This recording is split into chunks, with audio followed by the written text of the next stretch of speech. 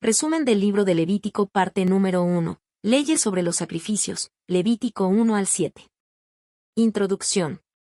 El libro de Levítico es un manual de leyes y rituales que Dios entregó a Moisés para guiar al pueblo de Israel en su vida espiritual y su relación con él.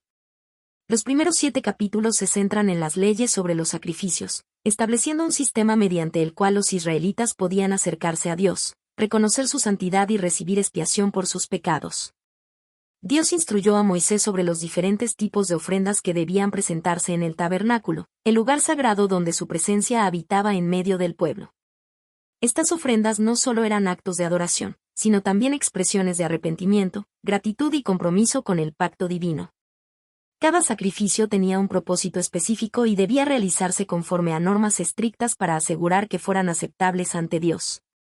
Los sacrificios se clasificaban en varias categorías, incluyendo el holocausto, la ofrenda de cereal, la ofrenda de paz, la ofrenda por el pecado y la ofrenda por la culpa. Algunos se realizaban como ofrendas voluntarias, mientras que otros eran obligatorios para la expiación de pecados específicos. A través de estos rituales, Dios enseñaba a su pueblo la importancia de la pureza, la obediencia y el respeto por su santidad. Estas leyes sobre los sacrificios preparaban el camino para una comprensión más profunda del papel de la expiación en la relación entre Dios y la humanidad.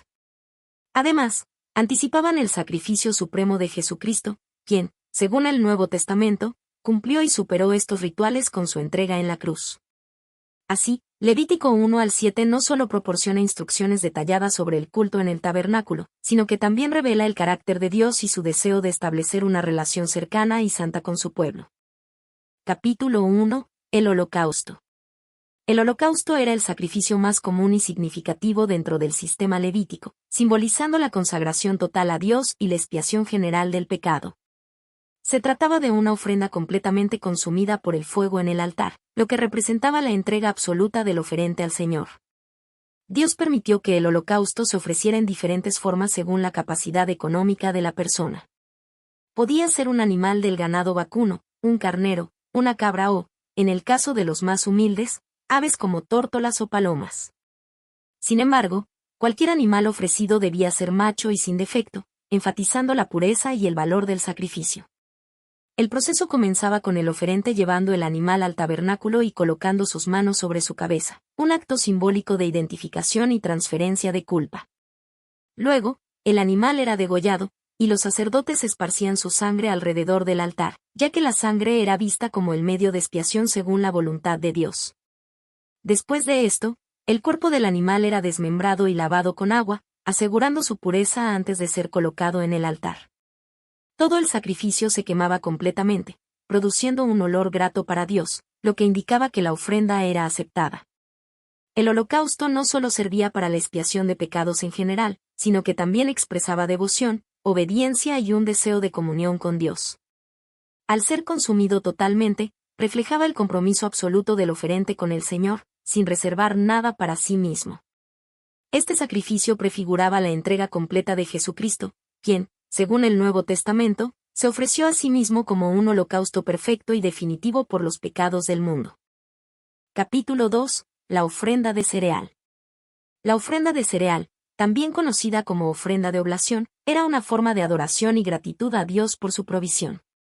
A diferencia de los sacrificios de animales, esta ofrenda consistía en productos agrícolas como harina fina, panes sin levadura y granos tostados, mezclados con aceite e incienso. Representaba la dependencia del pueblo de Israel de Dios para su sustento y su reconocimiento de que todas las bendiciones provenían de Él. Componentes y regulaciones de la ofrenda. La ofrenda de cereal podía presentarse de varias maneras. Harina fina, mezclada con aceite e incienso, de la cual solo una parte se quemaba en el altar como memorial, mientras que el resto era asignado a los sacerdotes para su consumo. Panes sin levadura, podían hornearse, freírse o cocinarse en sartén, siempre sin levadura ni miel, ya que estos ingredientes simbolizaban corrupción o fermentación y no debían incluirse en una ofrenda santa. Granos tostados y machacados, también podían ofrecerse, representando la sencillez y la pureza del fruto de la tierra. Además, todas las ofrendas de cereal debían incluir sal, la cual tenía un significado especial en la relación de Dios con su pueblo. La sal era símbolo de permanencia, fidelidad y pureza, y representaba el pacto eterno de Dios con Israel. Propósito y significado espiritual. La ofrenda de cereal tenía un doble propósito. Expresión de gratitud. Demostraba el reconocimiento del pueblo hacia Dios como el proveedor de su alimento y sustento diario. Consagración del trabajo humano. El hecho de que la ofrenda proviniera del producto del esfuerzo del hombre, cosecha y preparación del grano, simbolizaba la dedicación de todo lo que poseían a Dios. Esta ofrenda también tenía un significado profético, ya que Jesús se describió a sí mismo como el pan de vida, Juan 6, 35. Así como la ofrenda de cereal sustentaba a los sacerdotes, Jesús se convirtió en el alimento espiritual para la humanidad. En el sistema levítico, esta ofrenda formaba parte del sustento de los sacerdotes, reafirmando su dependencia de Dios a través de los dones ofrecidos por el pueblo. No era una ofrenda de expiación, sino de adoración y acción de gracias, lo que enfatizaba la importancia de reconocer a Dios en todas las áreas de la vida. Capítulo 3. La ofrenda de paz. La ofrenda de paz, también conocida como ofrenda de comunión, era un sacrificio voluntario que permitía a los israelitas expresar su gratitud y fortalecer su relación con Dios. A diferencia del holocausto, donde el animal se consumía completamente en el altar, en la ofrenda de paz solo ciertas partes del sacrificio eran quemadas. Mientras que el resto podía ser consumido en una comida sagrada compartida entre el oferente, su familia y los sacerdotes. Este aspecto resaltaba el concepto de comunión tanto con Dios como con la comunidad de creyentes. Características y regulaciones. El animal ofrecido en sacrificio podía ser del ganado vacuno, ovino o caprino, pero debía ser sin defecto, reflejando la pureza y excelencia que Dios requería en las ofrendas. Las partes específicas del animal que se quemaban en el altar incluían la grasa que cubre los órganos internos, los riñones y su grasa, el lóbulo del hígado. La grasa tenía un significado especial en la adoración a Dios, ya que representaba lo mejor y lo más valioso del sacrificio. Dios instruyó que esta parte fuera exclusivamente para él y prohibió a los israelitas consumir grasa o sangre, Levítico 3, 16 y 17, destacando la santidad de la vida y el respeto por los sacrificios. Significado espiritual y simbólico. La ofrenda de paz tenía varios propósitos espirituales.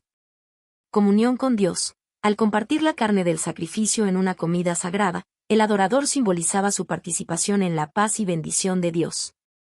Gratitud y alabanza. Esta ofrenda podía ofrecerse en respuesta a bendiciones específicas, como un acto de acción de gracias por la provisión y el favor divino. Restauración y reconciliación. Representaba la armonía entre Dios y su pueblo, así como la paz entre los miembros de la comunidad. El sacrificio de paz también prefiguraba la comunión que los creyentes experimentarían con Dios a través de Jesucristo, quien se convirtió en nuestra paz. Efesios 2, 14. En el Nuevo Testamento, la Cena del Señor refleja un concepto similar, donde los creyentes participan en una comida simbólica que representa su unidad con Cristo y con otros creyentes. Importancia en la vida del pueblo de Israel.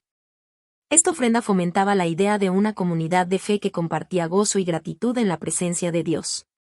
Era una oportunidad para los israelitas de recordar la fidelidad de Dios y fortalecer sus lazos familiares y sociales a través de una celebración conjunta. Así, la ofrenda de paz no solo era un acto de adoración, sino también un recordatorio del pacto de Dios con su pueblo, asegurándoles que su presencia traía verdadera paz y bendición a sus vidas.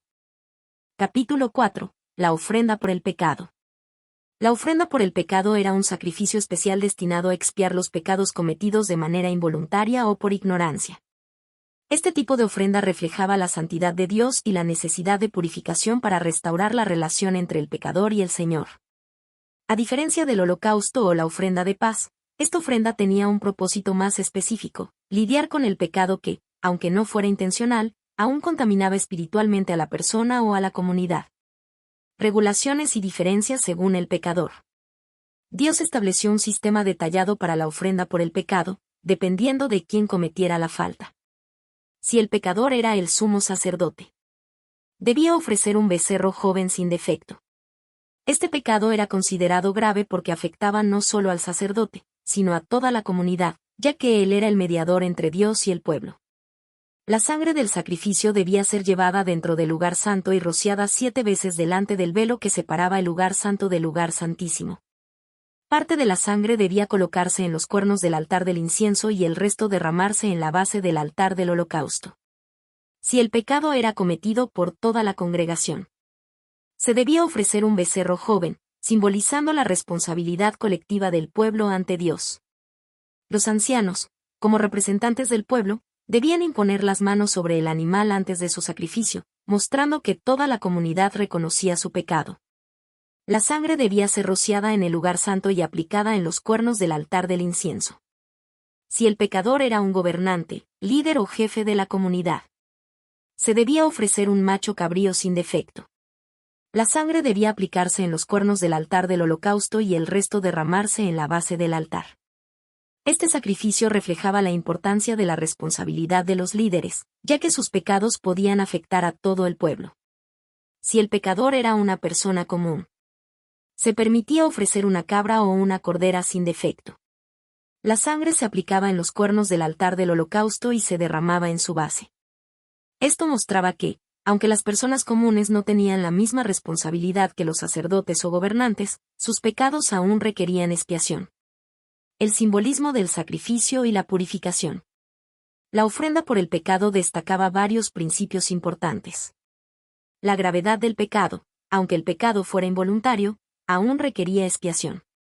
Esto subraya la santidad de Dios y la necesidad de pureza en su pueblo. El derramamiento de sangre para el perdón. La sangre era el medio de purificación y restauración. Su rociado en el altar simbolizaba la intercesión y el perdón de Dios. La mediación sacerdotal, el sacerdote actuaba como intercesor entre el pecador y Dios, prefigurando el ministerio de Jesucristo, quien se convirtió en el sacrificio perfecto por los pecados del mundo. Hebreos 9.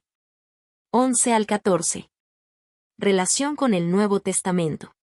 En el Nuevo Testamento, Jesucristo es presentado como el Cordero de Dios que quita el pecado del mundo. Juan 1, 29. Su sacrificio en la cruz cumplió y superó la función de la ofrenda por el pecado, proporcionando una redención definitiva. Hebreos 10, 10 al 12 declara que Cristo se ofreció una vez y para siempre, eliminando la necesidad de sacrificios repetidos. Así, la ofrenda por el pecado en Levítico apunta a la obra redentora de Cristo, mostrando que la restauración con Dios siempre ha requerido un sacrificio.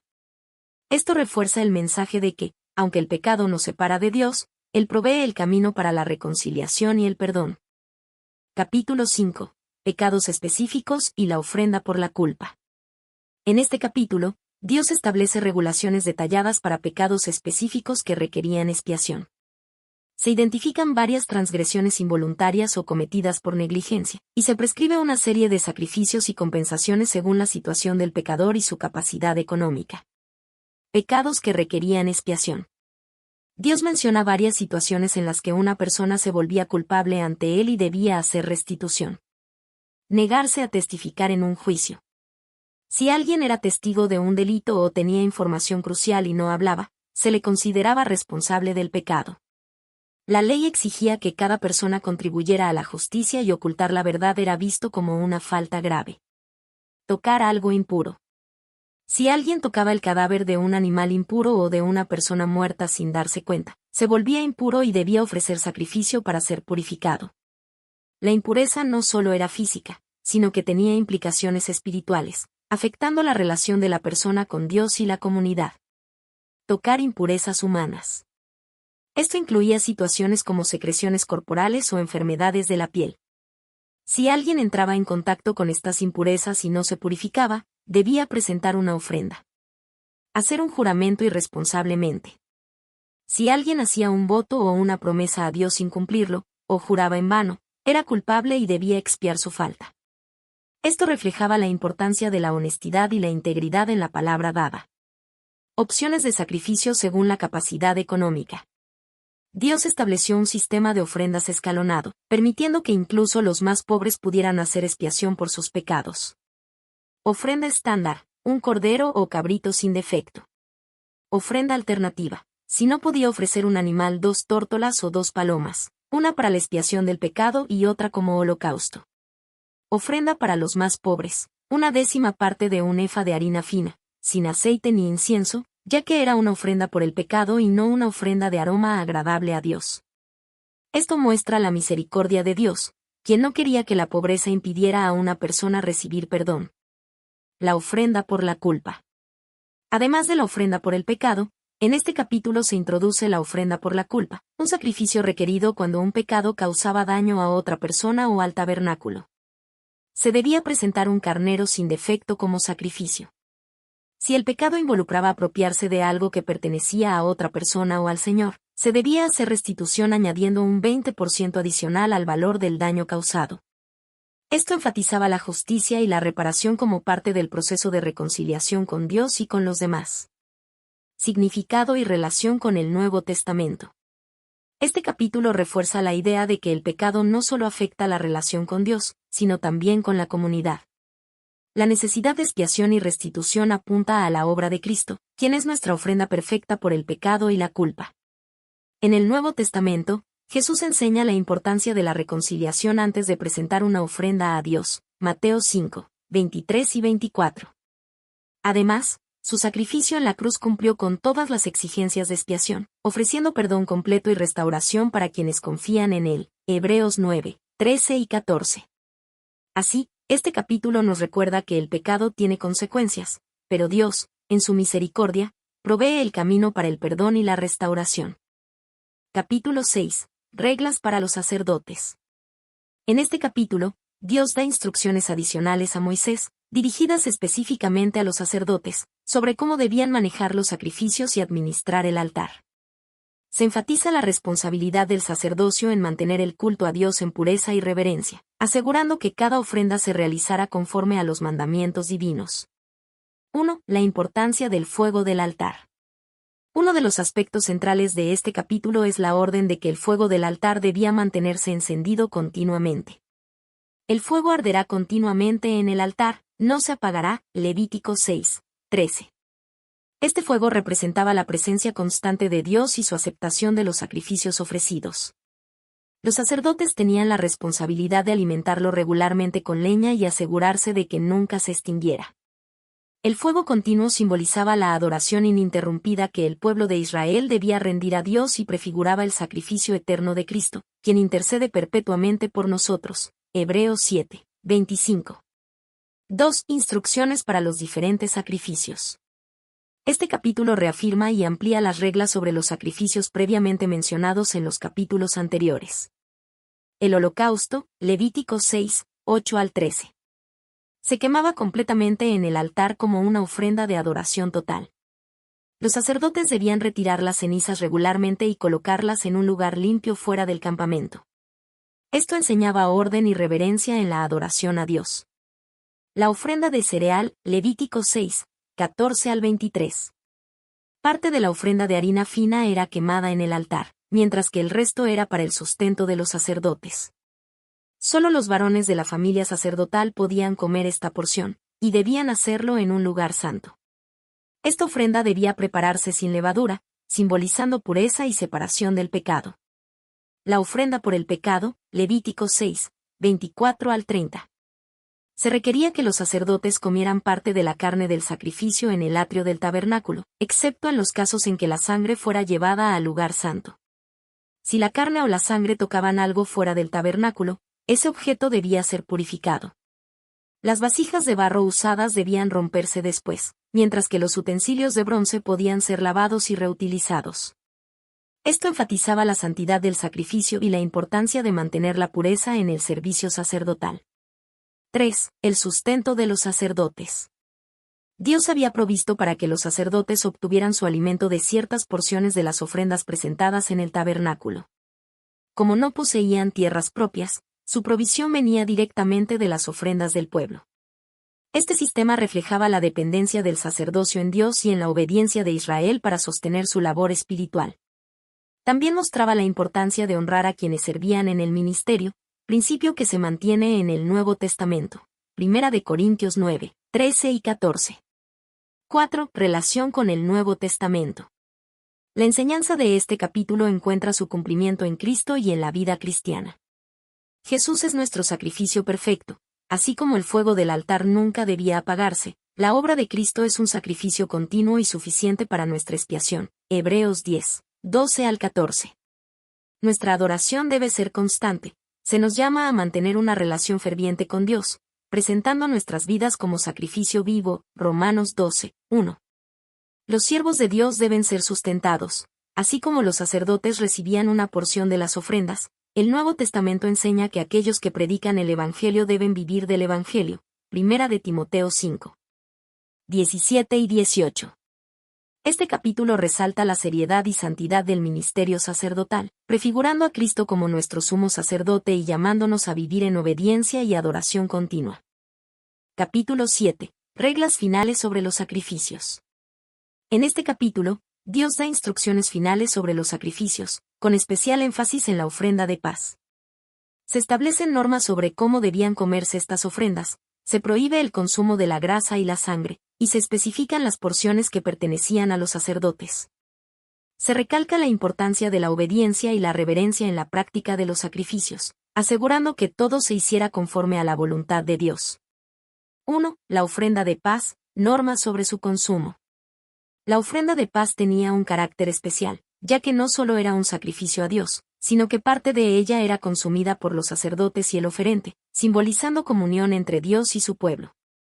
Si la ofrenda se hacía en acción de gracias, debía comerse el mismo día en que se presentaba, sin dejar sobras para el día siguiente, Levítico 7, 15. Si la ofrenda era por un voto o voluntaria, se permitía comer parte de ella al día siguiente, pero cualquier carne que quedara hasta el tercer día debía ser quemada, Levítico 7, 16 y 17. Si alguien comía de la ofrenda después del tiempo establecido, ésta se consideraba impura y el oferente no recibiría ningún beneficio del sacrificio. Levítico 7, 18. Estas reglas aseguraban que la adoración a Dios se hiciera con frescura y devoción, evitando que los sacrificios se convirtieran en un mero ritual vacío. 2. Advertencia sobre la impureza y la santidad del sacrificio. Dios impuso restricciones estrictas sobre la pureza ritual en relación con las ofrendas. Si alguien en estado de impureza ceremonial comía de la ofrenda de paz, debía ser eliminado de entre su pueblo, Levítico 7, 20 y 21. Esto enseñaba que la santidad de Dios requería pureza y obediencia por parte de quienes participaban en su adoración. Esto resalta el principio de que quienes se acercan a Dios deben hacerlo con manos limpias y un corazón puro, Salmo 24, 3 y 4. 3. Prohibición de comer grasa y sangre. Dios prohíbe estrictamente el consumo de grasa y sangre en los sacrificios, Levítico 7, 22 al 27. La grasa de los animales ofrecidos en sacrificio debía ser quemada en el altar, pues pertenecía a Dios. La sangre representaba la vida, Levítico 17, 11, y su consumo estaba prohibido para Israel. Este mandamiento resaltaba la reverencia hacia la vida y la soberanía de Dios sobre ella. En el Nuevo Testamento, la sangre de Cristo se convierte en el sacrificio supremo, ofreciendo redención y vida eterna a quienes creen en él. Hebreos 9, 22. 4. Porciones para los sacerdotes. Dios estableció que ciertas partes de los sacrificios pertenecían a los sacerdotes como parte de su sustento. Levítico 7, 28 al 36. El pecho de la ofrenda de paz se presentaba como ofrenda mecida ante Dios y era para los sacerdotes. La espaldilla derecha se daba como ofrenda reservada a los sacerdotes. Esto aseguraba que aquellos que servían en el tabernáculo fueran sustentados por las ofrendas del pueblo, un principio que se mantiene en el Nuevo Testamento respecto a los ministros del Evangelio, Primera de Corintios 9, 13 y 14. 5. Llamado a la obediencia y la reverencia. El capítulo concluye reafirmando que todas estas instrucciones debían cumplirse fielmente. Dios había establecido estas leyes para que su pueblo pudiera acercarse a Él con reverencia y santidad. La obediencia en la adoración era esencial para recibir las bendiciones de Dios. La desobediencia en los sacrificios resultaba en juicio y separación del pueblo. En el contexto cristiano, esto nos recuerda que debemos acercarnos a Dios con un corazón sincero y en obediencia a su palabra, reconociendo que Cristo es el sacrificio perfecto que nos reconcilia con el Padre. Conclusión. El capítulo 7 de Levítico subraya la importancia de ofrecer sacrificios con obediencia, pureza y reverencia. Dios estableció reglas claras sobre el consumo de las ofrendas de paz, prohibió el consumo de grasa y sangre, y determinó las porciones para los sacerdotes. Todo esto apuntaba a la necesidad de acercarse a Dios con un corazón limpio y una actitud de adoración sincera. En el Nuevo Testamento, Cristo cumple y supera estos sacrificios con su muerte en la cruz, siendo el sacrificio perfecto y eterno que nos da acceso directo a Dios. Así, Levítico nos recuerda la santidad de Dios y nuestra responsabilidad de vivir en obediencia a su voluntad. Conclusión. Los sacrificios en el Antiguo Testamento no eran meros rituales, sino un medio divinamente instituido para que el pueblo de Israel pudiera acercarse a Dios. Cada tipo de ofrenda tenía un significado profundo. El holocausto simbolizaba la entrega total, la ofrenda de cereal representaba gratitud, la ofrenda de paz fomentaba la comunión con Dios y la comunidad. Y las ofrendas por el pecado y la culpa evidenciaban la necesidad de purificación y restauración. A través de estos sacrificios, Dios enseñaba a su pueblo la seriedad del pecado, la importancia de la obediencia y la santidad requerida para entrar en su presencia. Estas leyes reflejan no solo la justicia y santidad de Dios, sino también su amor y deseo de relación con su pueblo. Al establecer un sistema de sacrificios, Dios proveyó un camino para la reconciliación, pero al mismo tiempo, dejó claro que estos sacrificios eran temporales y apuntaban a una solución más grande y definitiva. En el Nuevo Testamento, Jesucristo se presenta como el cumplimiento perfecto de estos sacrificios. Su muerte en la cruz no solo cumplió con los requisitos de la ley, sino que superó todas las ofrendas del antiguo pacto al proporcionar una expiación completa y eterna. Mientras que los sacrificios levíticos debían repetirse constantemente, el sacrificio de Cristo fue único y suficiente para perdonar todos los pecados de aquellos que creen en él. Hebreos 10, 10 al 14. Así, estos capítulos del libro de Levítico nos enseñan verdades fundamentales sobre la relación entre Dios y el hombre. Nos recuerdan la importancia de la adoración genuina, la necesidad de la purificación espiritual, sobre todo, la gracia de Dios al proveer un Salvador que cumplió de manera perfecta lo que los sacrificios antiguos solo prefiguraban. Por lo tanto, al estudiar estas ofrendas, comprendemos mejor la profundidad del sacrificio de Cristo y la magnitud del amor de Dios, quien hizo posible nuestra redención y comunión eterna con Él.